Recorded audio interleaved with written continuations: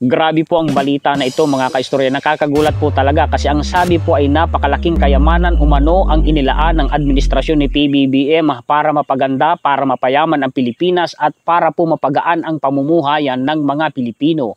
Ang pinag-uusapan natin dito mga kaistorya ay trilyong peso na halaga po ng pera. Yan po ang magandang impormasyon na may babalita ko sa inyo ngayon. Paki-share po at paki-like at sa mga bagong viewers po natin kung gusto ninyo ang ganitong klase ng content ay maaari po kayong mag-subscribe. Pagpasensyahan lamang ninyo ang ingay sa background. May maririnig kayong mga huni ng ibon at iba't iba pa kasi po ako ay nasa bukid. Tinanggal ko lang ang akin pong background. Focus na lamang po tayo sa atin pong balitaan. Ang sabi mga kaistorya ni Business World, Philippine government approves more infrastructure flagship projects. Ay kaganda nun magkano ba ang halaga ng infrastructure flagship project na yan? Kasi po mga kaistorya, pag sinabi mong flagship, yan na yung sa linyada, yan na yung pinakamaganda, pinakamahal.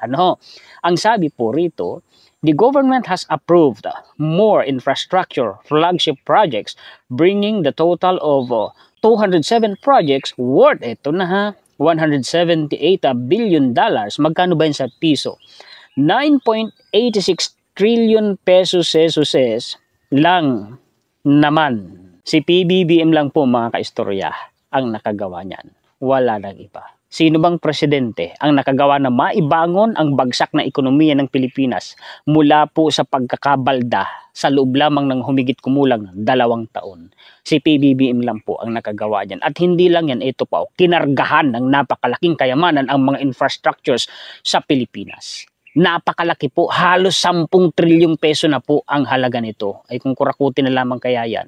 Kagaya ng mga binibintang nila na kurakot umano, si PBBM, si First Lady, si Speaker. Di ganun sana ang ginawa ng presidente. May nagsampa ng impeachment mga kaistorya. Ang aligasyon nila, yung pagkakaaresto ng dating presidente ng ICC. Yun ang dahilan ng impeachment ground na isinampa nila. Bakit hindi po graft and corruption ang isinampa nilang grounds? Para sa kanilang impeachment complaint kung talagang corrupt yung president. Ibig sabihin mga kaistorya, niluluko lang nila ang mga Pilipino. Inililigaw lang po nila ang isipan ng sambayan ng Pilipino. Wala palang ebidensya Puro ngak-ngak, puro ngaw-ngaw. Maingay lang sa social media, wala namang sustansya yung mga pinagsasasabi nila. Balik tayo dito sa balitaan natin mga kaistorya. 207 projects gaano karami yan? As of April 30, the government list of flagship projects had risen to 207 from the previous 186. Gaano karami yan? Ang nakarang administrasyon mga kaistorya. Yung kanila pong build. Kung hindi ako nagkakamali mga kaistorya ay humigit kumulang. Mahigit 100 lamang. Pero ang nakumpleto nang natapos ang kanyang termino, nasa 12 lamang. O asan yung mga pinangako ng China na infrastructures? Maging nga yung railway project sa Mindanao, inatrasan ng China. Hindi naman totally na inatrasan. Mga kaistorya, hindi na finalo up ng administrasyon ni PBBM. Sa halip, kumalas na dun ang administrasyon ni PBBM. Kasi nga po, ang sabi ng mga eksperto, yun umanong loan, pautang sa mga infrastructure ng China ay patibong. Mabuti na lamang po kumalas sa patibong ng China ang administrasyon natin ngayon. Salamat naman.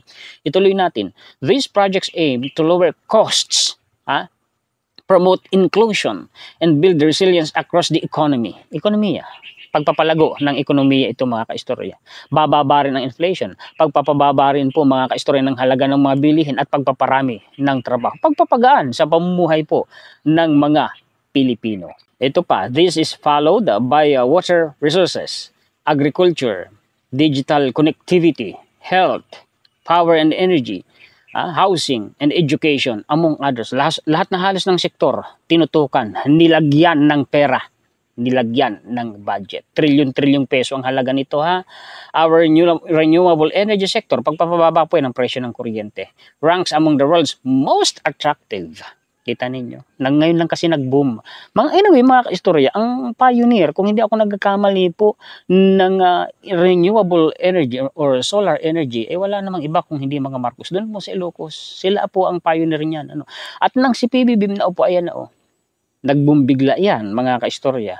Digital infrastructure, ganun din po. Yung pagpapalakas ng internet dito sa Pilipinas. Pati na po, education, health, agriculture, tinutukan din po ng administrasyon. Lahat ng yan, mga kaistorya. Kumbaga, nung mga nakaraang panahon, stagnant. Ngayon po, sumusulong na.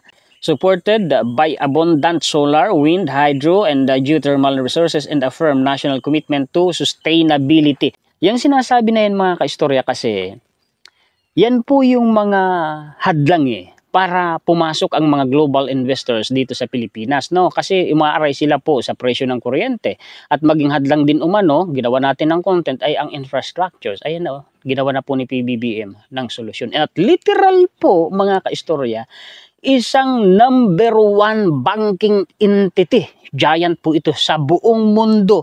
Nagdoble po ng investment, nagdoble na ng operasyon nila dito sa Pilipinas. Ibig sabihin maganda po talaga mga kaistorya ang takbo ng ekonomiya natin ngayon. Ibig sabihin po talaga mga kaistorya maganda ang resulta ng trabaho ng administrasyon ngayon. Sabi pa po dito mga kaistorya, they fall into the definition of what we call flagship.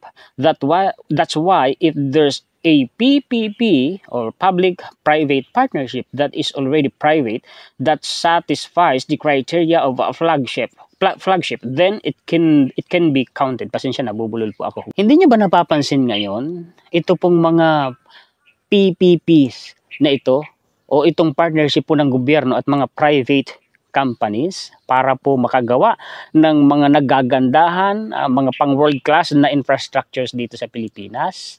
Boom po ngayon, masigla ngayon. Ngayon ko lang po napansin mga kaistorya na talaga pong fully cooperated po ang mga private companies sa mga proyekto ng gobyerno natin. Kung hindi napapansin ang iba yan, tuloy pa natin.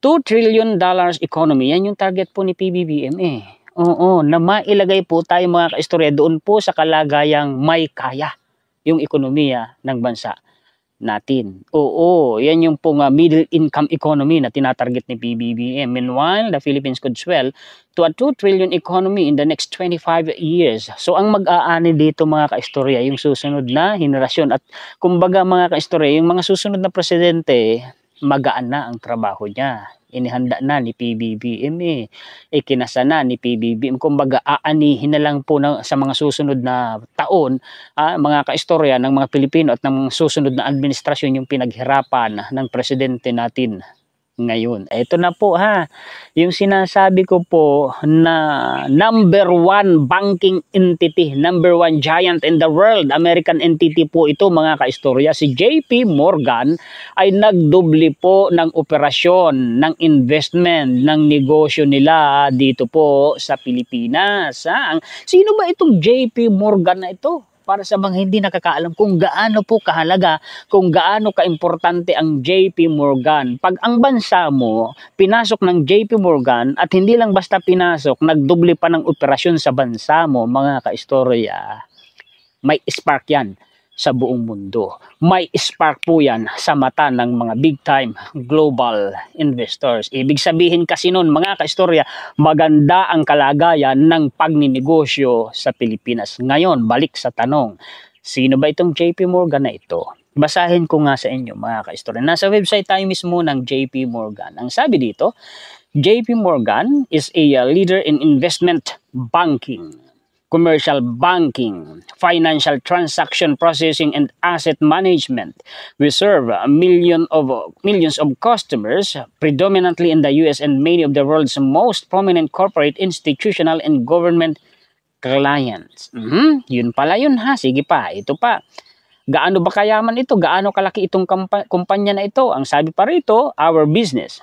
We are a leading global financial services firm with assets of $3.9 trillion and operations worldwide. Sige pa, dagdag pang impormasyon. List of top 10 biggest banks in the world 2025. Number 1, JP Morgan, New York, USA. Ganyan po kabigatin itong si JP Morgan. Ganyan po mga kaistorya, kabig time ito pong si JP Morgan na nagdubli ngayon ng kanilang footprint dito po sa Pilipinas. Meron pa nga ditong binabanggit si Inquirer. Philippines Green Lane Program racks up 5.17 trillion worth of projects. Aba, kita nyo, ang lalaking pera ng mga binabanggit. The Board of Investment said it has tailed o tally daw 5.168 trillion pesos worth of investment under the government's Green Lane program. The roster, which now includes 203 projects. Ang daming project, no? At ang laking pera, mga kaistorya, no? Yung Green Lane kasi, mga kaistorya, yan po ay gumawa si PBBM ng batas dyan eh. Para kumbaga sa kalsada, hindi lang po national highway. Ginawa po ni PBBM na expressway para mapabilis ang daloy, para mapabilis po, mga kaistorya, ang pagninegosyo, ang pag-i-invest dito sa Pilipinas. Pagka ganun, mabilis yumayaman ang bansa. Galing talaga ng utak ng presidente natin eh. Patalastas sa mga naghahanap at gustong bumili ng matibay, dekalidad at mura po na hollow blocks dyan po sa bandang Butulan, Kabanggan at iba Zambales. Sa Siete Brillantes na po kayo bumili para po doble ang matipid ninyo. Bakit kamo? Unang-una mas mura kaysa sa iba. Pagkatapos matibay pa, matigas kaysa sa iba, kasi po ba naman eksperto sila, 3 dekada na silang gumagawa ng hollow blocks eh.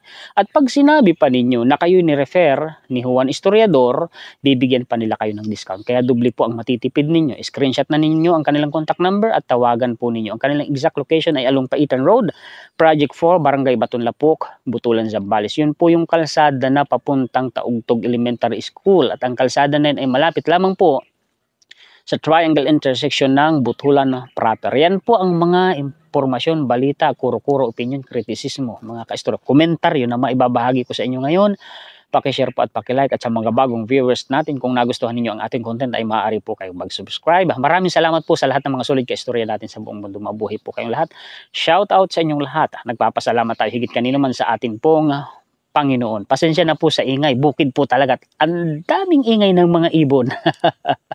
Muli, ako po si Juan Historiador, ang tagakwento ng totoong istorya ng kasaysayan na nagmamalasakit sa kapwa ko Pilipino at nagmamahal sa bayang ito ang bansang Pilipinas.